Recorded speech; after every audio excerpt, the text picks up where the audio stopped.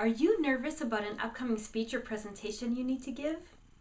Well, no need to worry. I'm Juliet and I'm here with Bradley Banana Boy. And together we're going to give you some simple tips to help you prepare for your first speech or presentation. Now you might be wondering, what can a banana teach me about giving a presentation? A whole bunch. Well, let's find out. There's 3 basic areas we're going to cover. Think about when you get a banana. First, there's the selection process, then there's the eating the fruit process, and then there's the aftermath. What do you do with the peel? Well, let's see how those 3 components fit into a presentation. First thing, selection. When a person is looking for a banana, they're looking for a specific thing. They're looking for nourishment. They're looking for satisfaction of their hunger. They want something that's sweet but mild, something creamy. A banana knows what it delivers. It knows what its purpose is. A banana is not trying to be a steak sandwich or a donut or an orange. You need to understand for your presentation, what is your purpose? What is your objective? What need of the audience are you fulfilling? Once you get really clear on what your message is, it's going to be a whole lot easier to flesh out the rest of the details for your presentation. Now, once you've figured out what your clear objective is, then you need to figure out what type of speech it is. So let's go back to the banana. The banana needs to understand what category it fits into, so it knows where to go in the grocery store. So it goes into the fruit category, and then it gets a specific label on it, a little sticker that tells people exactly what kind of fruit it is. Well, for your speech, you need to think about, are you a speech that is delivering information, or is it to entertain? Maybe it's to inspire, or maybe to persuade. So get really clear on what it is that your purpose is. And also, with a banana, people have different needs, different interests, different tastes, if you will, pun intended. Some people like them pretty green, some yellow, some like them spotted. That's my favorite. So this one's not quite ready for me yet. And some people want them big, some people want them small, some people want them medium-sized. You need to think about your audience. What is it that your audience wants? Make sure that you're not just thinking about yourself, what message you want to deliver. Think also about what your audience is looking for, and tailor your presentation according to your audience.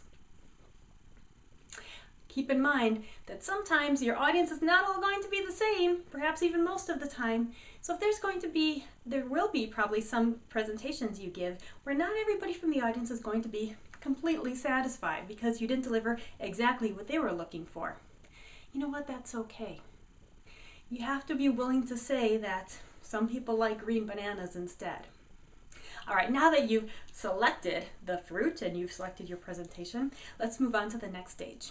The actual fruit itself, the meat. This is where all the juicy goodness is. So think about this. With a speech, you have a beginning, middle, and an end. Just like with a banana. A beginning, a middle, and an end. Or in other parts of the world, some people start this with a beginning, middle, and end. In either case, it works. Just like with your presentation. You can start from the beginning and then move people to the end, or you can tell them what the end is in the beginning so they know where they're going, and then you lead them there. Now with the presentation, it's nice to start with some kind of a hook. Banana has that nice little curve, it's got a hook to it. How can you have a hook in your own presentation?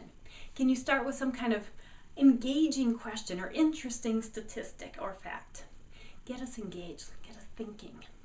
Also notice that a banana is shaped like a smile. How can you use humor or emotion in your presentation? And also think about all the different components of a banana. It's got a smell.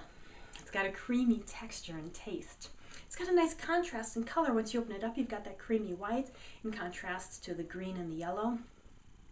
There's a nice texture inside. Your teeth just sink into it as you bite. You're using all these different senses. You have to peel it. You bite, right? So you have all this, you're talking about all these different senses. How can you incorporate senses into your presentation as well? You can use vivid imagery. You can have your own gestures for movement. You can move your body, you can move your hands, Move your face into all different kinds of facial expressions.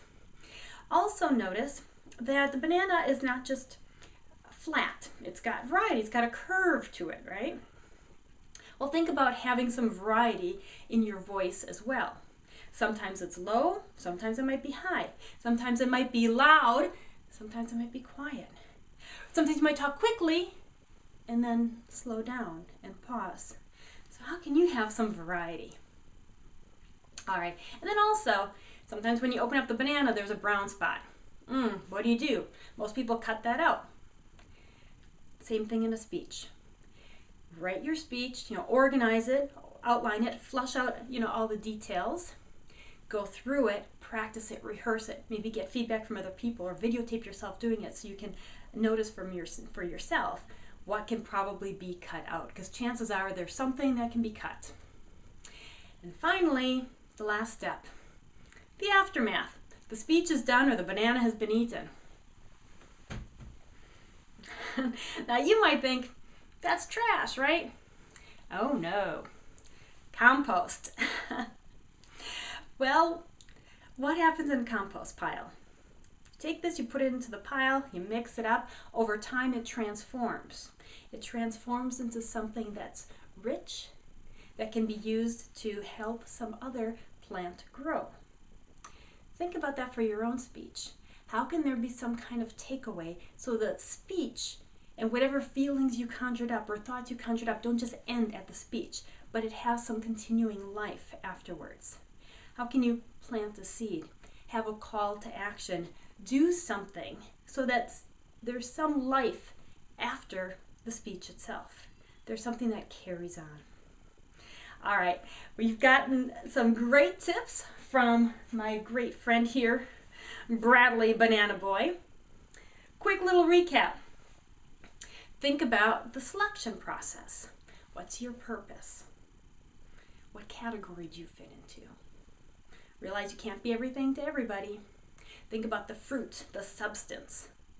Think about how you're going to use some variety and appeal to the different senses. And finally, what's your call to action? What's going to happen afterwards? So go out there, have some fun. You're going to do great. And if you slip up, don't worry about it. The banana's got that area covered. Good luck.